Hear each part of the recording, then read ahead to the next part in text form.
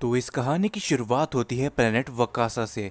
हम सभी देखते हैं कि ये पूरा का पूरा प्लेनेट सयन से ही भरा हुआ होता है और तभी इस प्लेनेट की तरफ कुछ शिप्स आने लगती है और उस शिप के अंदर एक सयन बैठा होता है जिसका नाम बार्डोक होता है और वो कहता है काफी लंबा समय बीत चुका है मुझे यहाँ पर आए हुए। कितने दिन हो चुके हैं, एक हफ्ता या फिर उससे भी ज़्यादा। तो आखिर में मैं आ ही चुका हूँ, तो अब मुझे जल्दी से अपने परिवार से भी मिलना चाहिए। और ये बोलते वो शिप एंटर कर जाता है प्लेनेट वकासा के अंदर। और तभी हम सभी देखते कि वो सेन कुछ कदम आगे ही चलता है। तभी उसको एक साथी सयन दिखता है जिसका नाम लेम्बो होता है और वो बार्डोक से कहता है, हे बार्डोक, काफी दिनों के बाद तुम्हें मैं देख रहा हूँ। आखिर तुम कहाँ पर थे? जिसके ऊपर बार्डोक जवाब देता है, हाँ लिम्बो, मैंने भी तुम्हें काफी दिनों के बाद देखा।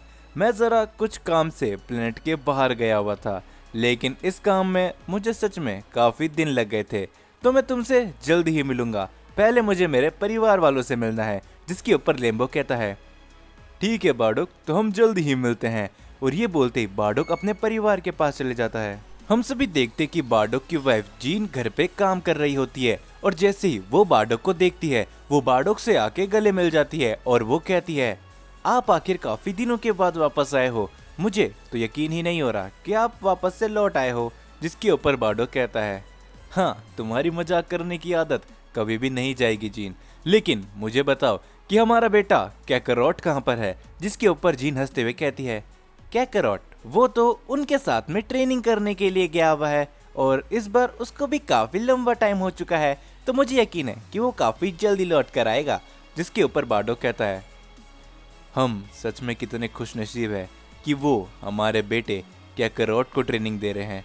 आखिर ऐसा नसीब और किसका ही होगा। जिसके ऊपर जीन कहती है, हाँ बार्डोक, तुम एकदम सही कह रहे हो, लेकिन एक और बात जो तुम्हें शायद नहीं पता होगी कि उन्होंने हमारे बेटे कैकरॉट को एक नया नाम भी दिया है। जिसके ऊपर बार्डोक कहता है, क्या नया नाम? आखिर वो नाम क्या है? जरा मुझे भी तो पता चले कि उन जैसे शख्स ने आखिर हमारे बेटे कैकरॉट को क्या नाम दिया है। जिसके ऊपर जीन कहती है, उन्होंने हमारे बेटे कैकरॉट को गोकू नाम दिया है। काफी अच्छा है ना? जिस पे बार्डोक कहता है, हाँ जीन, ये नाम तो सच में काफी अच्छा है और सच बताऊं तो कैकरॉट की हरकतों से मिलता जुलता भी है। गोकू, ये नाम मुझे अच्छा लगा।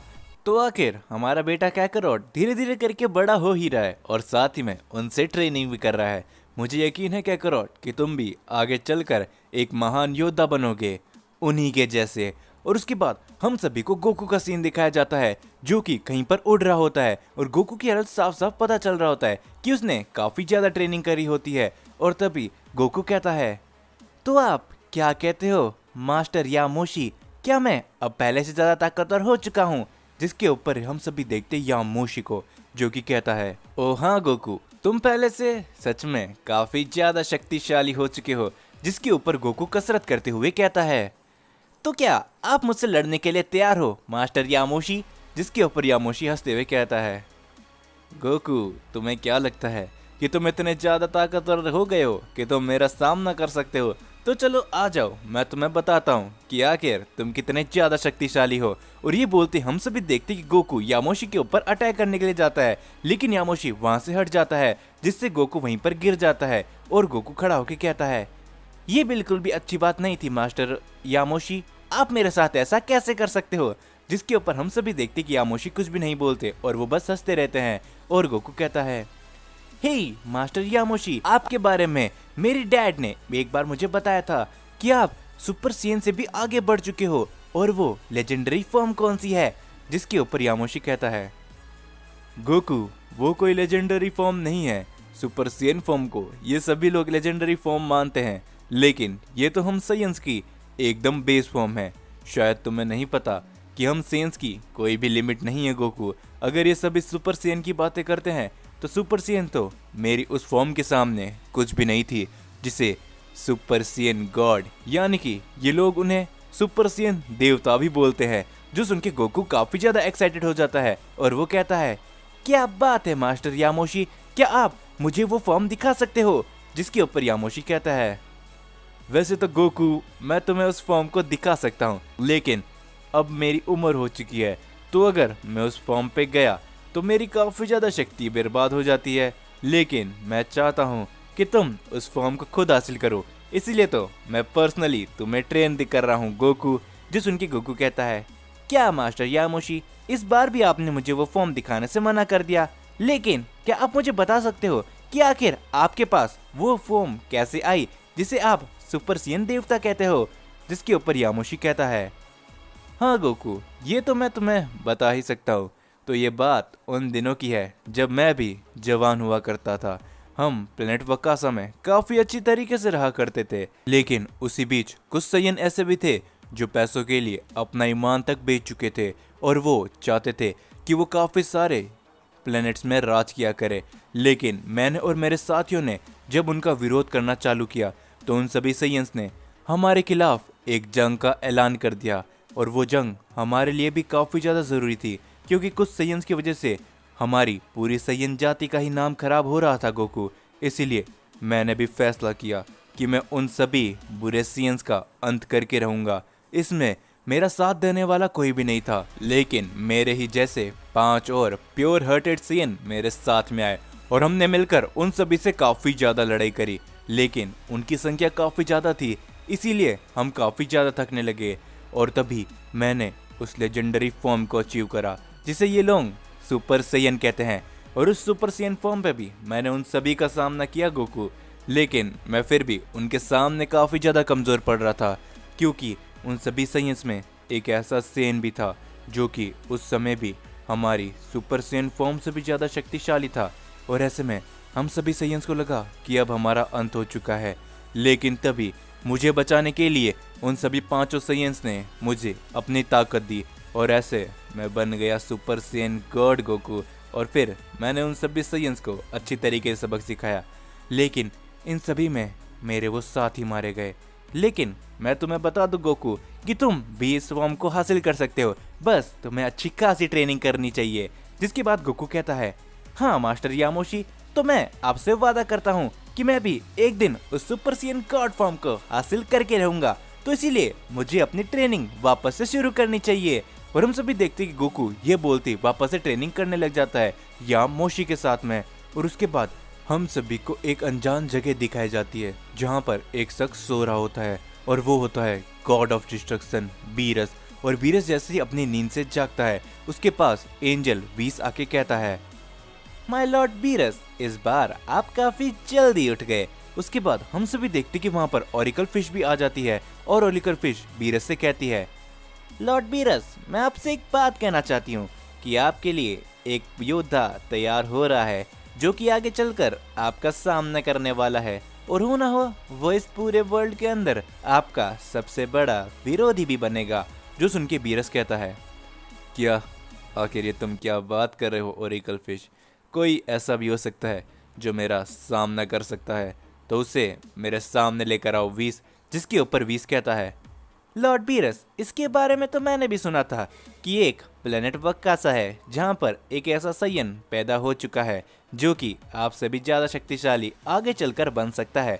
जिसके ऊपर बीरस कहता है, क्या क्या सच में ऐसा हो सकता है? लेकिन इतने समय के बाद मैं नींद से जागा हूँ, तो मेरा अभी के टाइम पे कोई भी डिस्ट्रक्शन करने का मूड नहीं है। जिसके ऊपर वीस कहता है, लॉर्ड बीरस, आपने काफ़ी समय से डिस्ट्रक्शन नहीं किया है, तो आप आखिर यूनिवर्स 7 का ये संतुलन कैसे बनाए रखोगे? जिसके ऊपर बीरस खड़ा होकर कहता है, ठीक है, तो काफ़ी लंबा समय हो चुका है, तो चलो हम जा रहे हैं प्लेनेट वकासा के लिए। और ये बोलते ही बीरस और वीस प्लेनेट वकासा के लिए निकल जाते हैं। और दूसरी तरफ हम सभी देखते बार्डो को, जो कि प्लेनेट वकासा में होता है, और वो जीन से कहता है, हे जीन, मुझे कुछ सही नहीं लग रहा, मुझे काफ़ी बुरी फीलिंग आ रही है, लेकिन आखिर ये फीलिंग मुझे अभी ही क्यों हो रही है? जिसके ऊपर जीन कहती है, हो सकता है आप कैकरोट से अभी तक नहीं मिले हो, तो इसीलिए आपको कैकरोट से मिलने का मन हो रहा हो बार्डोक। जिसके ऊपर बार्डोक कहता है, हाँ तुम शायद सही कह रहे हो, तो मैं उम्मीद करता हूँ कि हमारा बेटा कैकरोट काफ़ी जल्दी लौट कर आए।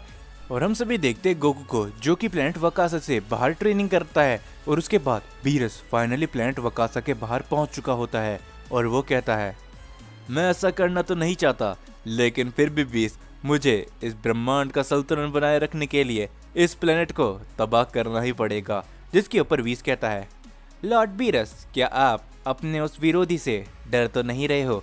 जिसके ऊपर बीरस कहता है, नहीं वीस, मैं भी यही चाहता हूँ कि कभी न कभी वो विरोधी मेरे सामने आए, क्योंकि सिर्फ सोते रहने में वो मजा नहीं है, लेकिन फिर भी मुझे इस प्लेनेट को मजबूरन डिस्ट्रॉय करना ही पड़ेगा। जिसके बाद बीरस उस प्लेनेट को डिस्ट्रॉय करने जाता ही है, लेकिन तभी हम सभी देखते वहां पर एक स्पेसशिप आ जाती है जो कि फ्रीजा की होती है, और फ्रीजा स्पेसशिप से बाहर आके कहता है, लॉर्ड बीरस, आखिर आप यहाँ पर कैसे? जिसके ऊपर बीरस कहता है, ओह, ये तो वही फ्रीजा है ना? जिसके ऊपर फ्रीजा कहता है, लॉर्ड बीरस, आपसे मिलकर काफी ज्यादा खुशी हुई। अगर मेरे लायक कोई भी काम हो तो आप मुझे बता सकते हो। जिसके ऊपर बीरस कहता है, वैसे देखा जाए तो एक काम है फ्रीजा, मैं चाहता हूँ कि तुम इस सयन के प्लेनेट को पूरी तरीके से तबाह कर दो। वैसे भी मेरा इस समय में डिस्ट्रक्शन करने का कोई खास मूड नहीं है। और ये बोलते ही वहाँ से बीरस निकल जाता है और फ्रीजा कहता है, क्या बात है, लॉर्ड बीरस ने मुझे एक काम दिया है तो ये तो मुझे पूरा करना ही पड़ेगा। और ये बोलते फ्रीजा अपना काफी बड़ा अटैक बनाकर उस प्लेनेट वकासा की तरफ फेंक देता है, जो देख के बार्डोक काफी ज्यादा चौंक जाता है और वो कहता है, क्या, आखिर ऐसा कैसे हो सकता है? मुझे लगा ही था कि कुछ ना कुछ तो बुरा होने ही वाला है। जीन, अपना ध्यान रखना, मैं जा रहा हूँ, अगर हो सके तो मैं इसे रोकने की पूरी कोशिश करूंगा। और हम सभी देखते कि ये बोलती बार्डोक उस अटैक को रोकने की पूरी कोशिश करता है, और इस समय काफी सारे साइंस अपनी पूरी पावर लगा देते हैं उस अटैक को रोकने की, लेकिन वो सभी ऐसा नहीं कर पाते। और तभी हम सभी देखते कि वो प्लेनेट पूरी तरीके से डिस्ट्रॉय हो जाता है। और हम सभी देखते कि इसी बीच प्लेनेट वकासा पूरी तरीके से डिस्ट्रॉय हो जाता है और उसके कई सारे टुकड़े हो जाते हैं। और तभी वहां से फ्रीजा भी चले जाता है। जिसके बाद हम सभी को गोकू का सीन दिखाया जाता है और गोकू कहता है, मास्टर यामोशी, हमको काफी ज्यादा समय हो चुका है यहाँ पर ट्रेन करते हुए, तो चलो हम क्या वापस थोड़ी देर के लिए वापस अपने प्लेनेट में जा सकते हैं, क्योंकि मुझे मॉम और डैड से मिलना है।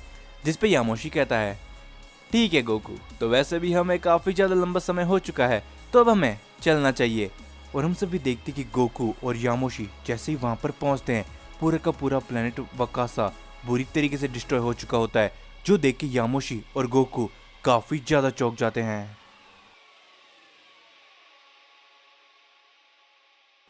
सो यार, वीडियो खत्म करने से पहले मैं आप सबसे एक छोटी सी बात कहना चाहूंगा कि आप सभी के लिए मैं एक और न्यू मांगा लेकर आ चुका हूं। तो मैं अपनी तरफ से पूरी कोशिश यही करूंगा कि ये भी मांगा आप सभी को बहुत ही ज्यादा पसंद आए। और अगर आप सभी को ये मांगा पसंद आई है तो इस वीडियो को लाइक करके आप सभी मुझे बता सकते हो। तो इसका बहुत ही जल्दी मैं नेक्स्ट पार्ट आप सभी के लिए लेकर आऊंगा, लेकिन उससे पहले मेरे को कॉमेंट में भी बताना कि आप सभी को इसका पहला पार्ट कैसा लगा।